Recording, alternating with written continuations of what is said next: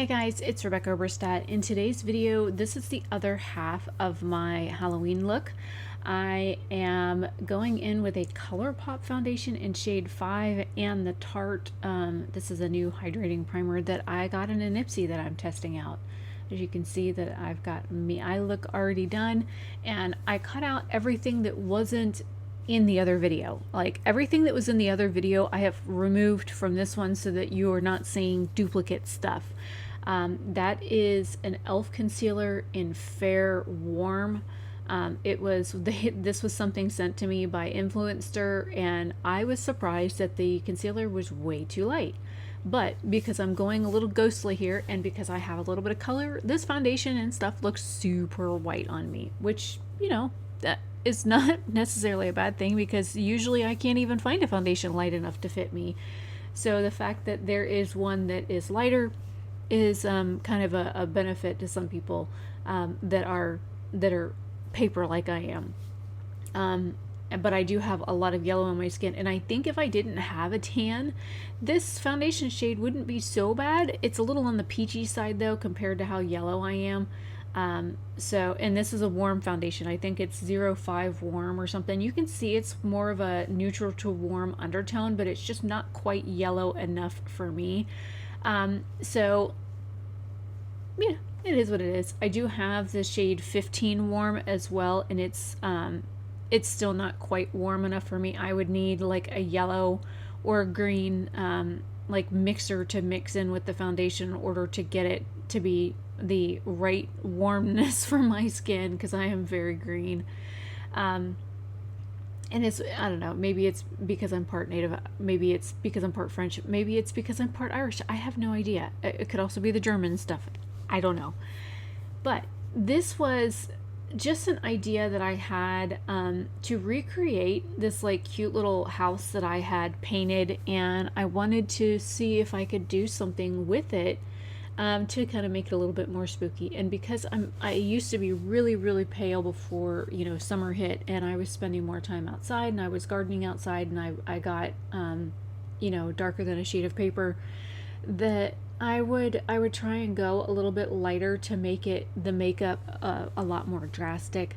I also tried to add other elements from the house design on my face to bring it in, like the little swirly designs. I wasn't quite happy with those, but it almost kind of looks like a tree as well. So there's also that. Oh, because I forgot to mention, everything is sped up ×2. So if you realize that I am blending this foundation like really quickly, that's why. I am using a Luxie foundation brush. It's a little bit too fluffy for what I would normally expect for foundation, but it works. And this, mixing it with that concealer that I used first, this stuff looks super white on my skin. But if you look, the rest of me really isn't, once it settles down into my skin and oxidizes a little bit, it's not much darker or not much lighter than I am actually, which I thought was pretty surprising. And then I'm just doing cleanup work around my brows and everywhere that I need something, just something a little bit more. And that is just a little synthetic brush that I bought from Amazon in a $13 pack. Like, it was 13 bucks for 13 brushes. You can't beat $1 a brush, which is probably why I like those Wet n Wild 89 or 83-cent brushes so much, because they do a really good job and they're not even a buck. So, there's that. When there's other brushes that I have that are $15 to $30 for one brush, you kind of appreciate the $1 brushes a little bit more. But I'm just doing minor cleanup work, and then making sure that everything is even and whatnot. And I left all of this in, and I did this because this is technically part 2. This is where I did all of the face stuff, and I know some people are curious how I do this. Like my friend Whitley just told me the other day, she says, all I ever see is your finished look. She's like, I never get time to go and watch what you did on YouTube to see how you got it. And for some of my friends that are not makeup inclined, they see the looks that I do, but they're like, I have no idea how you even did that. I'm like, that's why I record videos on how I do it, so you can watch and see. I'm not really good at like doing tutorials and stuff because the way I do things works for me, but it may not work for somebody else. So I can talk about the brushes that I use and how I blend things and things like that. But if your face isn't the same shape as mine, putting things where I put them is not going to work for you. I have a very long and a very narrow face, and I have found a lot of people, and I've noticed more YouTubers doing this recently, is that they're putting blush almost all the way up to their nose, or there's that sun-kissed or sunburnt look or whatever, where they're now putting the blush over their nose so it makes them look like they've got a sunburn. But I'm not talking about that one. I'm talking about where instead of starting with the apple of the cheek and working back, or framing out the edges of the face like they would be more flattering to their face shape, they're putting blush literally like a quarter of an inch away from their nostril, which makes it look not so nice. So I try to do what is best for my face shape. And when you are applying product, whether it is blush or bronzer or contour or whatever, do it what is best for your face shape, for you, and or do what you prefer to do the most. You could walk out wearing some blush in outrageous places, and if you like it, then that's really all that matters. But if you want to flatter your face shape, then try and find somebody that has a face shape that is similar to yours and watch what they do with their makeup. And if you like it, then recreate it. If you don't like it, then figure out what they did and try not to do it. Makeup is pretty subjective. Everybody does it a little bit differently. Like, I put blush on my forehead, my nose, my chin, and my chest. I also put it on the sides of my face, and it's just something that I've always done because of just how I learned how to do makeup in the 90s. You know, a lot of the things that I learned at my very first makeup lesson in 1994 is relevant today. Makeup placement, blending, color placement, complementary colors that best suit my eye and skin color, things like that. And when I was a kid, I was always outside, so I was always real dark, compared to what I am when I'm not in the sun. So the lessons that I learned on makeup years and years and years ago are still relevant today because I learned the basics and I didn't learn all this extraneous stuff until later. The makeup that I have on my eyes right now would have never been, I would have been looked at like I was absolutely insane and probably institutionalized if I had worn makeup like this back in the 90s and 2000s, because people were not that comfortable with things that were different than them. And it's sad, but at least now we have a little bit more freedom, a little bit more creativity to do different things than we would have been able to do in the past. And I get to paint on my face. I used to enjoy painting when my grandmother was alive. I'm not really the best at it, but I do like to do it when I am stressed out or bored or just I need to take a break from life. I like to paint. And my painting style might not be for everybody. And there's some artists out there that I can't stand the way that they paint. So I know art is subjective, just like makeup. It's all art. And so it is very subjective as to what you like and what you don't like.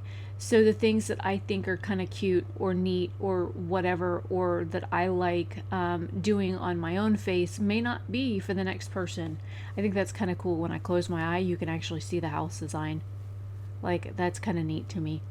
But I am doing kind of like a dotting effect for that tree to get more realistic looking leaves and stuff on it, because the house had like a tree, and I did some pumpkins and some bushes on the house, but you can barely see it because the red shadow. And this is supposed to be a spooky ghost, but my spooky ghost wasn't that great, and I was using an elf cream or Wet n Wild. I'm not sure which one it's from. I was using a cream, like, cake makeup kind of thing, and I thought it would work, and I had a hard time getting it out of the pan and on my face.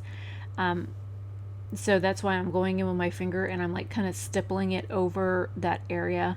And yes, it's going down over a powdered base too, because I like lightly powdered my face afterwards to get the foundation and stuff to stick to my skin, because I noticed that it was still a little tacky. And then I tried doing like some silver things and realized that that didn't work out so good afterwards. So I ended up coming back and doing something different here in just a minute. But this is me Spooky Ghost. He's not the best. He's kind of cute. I didn't know where else to stick him. I didn't want to do like a super tiny one because the eye look was, the one eye look was the house, the other eye look was a witch.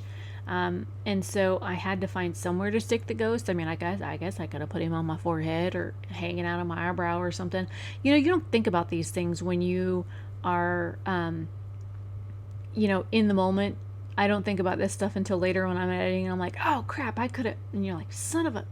So yeah, those are the things that like run through my head when I'm re-editing. Like when I'm editing all this stuff and I'm putting all the video clips together and I'm re-watching it and then cutting out all the dead space and stuff. See all that silver work that I did for Spooky Ghost Eyes? It's like basically gone. So I went back with my black water activated liner. And some of this stuff was a pain in the butt to get off, just so you know. I think the lip color was the hardest out of everything to get off. And you'll see that here in a minute, because I used like 4 different products on my lips and I could not get this stuff off. I had like a hot pink, like fuchsia colored ring on the center of my mouth when I removed all of this stuff. I don't even know, when did I film this? September? I don't even know when I filmed this. It used to tell me like if I like mouse over the files and stuff, it used to tell me that. But Wondershare Filmora has been doing a lot of like updates and changes lately. Oh, it finally came up, September 21st. I left my mouse hanging over it long enough. Yeah, that color right there, holy crap, that one like stained really bad. And yes, I did go above my lips here, but they've been doing a lot of things. So now I can't record a voiceover in Filmora and have the voice track match up. So I'm having to record this in Audacity and then move the voice clip over once I convert it to an MP3. And I tell you what, it is like twice as much work. I don't know what they broke, but I wish that they would fix it. Also, the snapping ability, there's an ability to, like, if you delete part of a video clip, it's supposed to take the clip behind it and like immediately butt it up next to the other clip. It no longer does that. Every time I load the program, it has logged me out, so I have to log back in every time, which, you know, it's again first world problems, but you know, it's annoying. And then when those aren't going on, you go to grab a video clip and now it auto plays the video clip before you even get it in the editor, and it's super annoying. It used to be that, you know, where you import your videos at, if you double click it, it'll play it and then you could stop it or whatever. Now you have no control over that. It auto plays the stuff.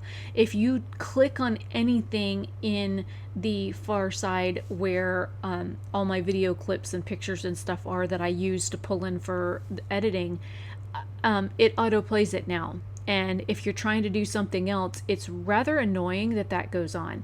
And I don't know what they did. I have sent them a message about it, and they're like, the auto clipping thing is a glitch.